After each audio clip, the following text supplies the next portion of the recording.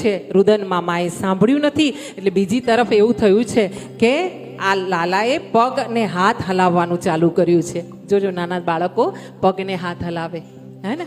તો એ લાલાએ પોતાના પગને હાથ હલાવ્યા છે.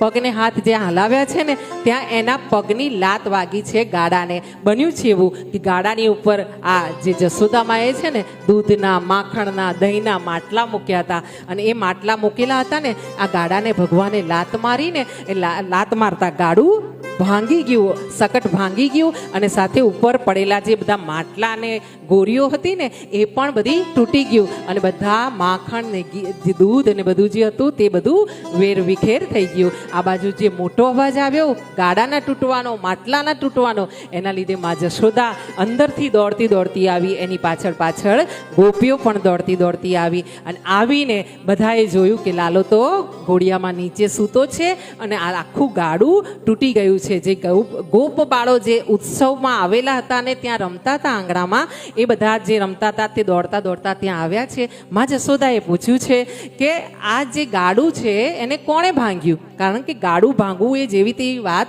નથી. એટલે માં જશોદાએ પૂછ્યું છે કે મારા લાલાને કંઈ લાગ્યું તો નથી ને? અને આમ કરીને લાલાને પોતાના ખોળામાં લીધો છે. બીજી બાજુ પૂછ્યું છે કે ગાડું કોણે ભાંગ્યું? ત્યારે ગોવાળોના બાળકો જે નાના નાના ગોપ બાળો રમી રહ્યા છે એ લોકોએ કીધું છે કે માં જશોદા, આ લાલો છે ને પગ હલાવતો હતો, અને પગ હલાવતો હતો ને ત્યારે એની એક લાત વાગીને એનાથી આ ગાડું તૂટી ગયું છે.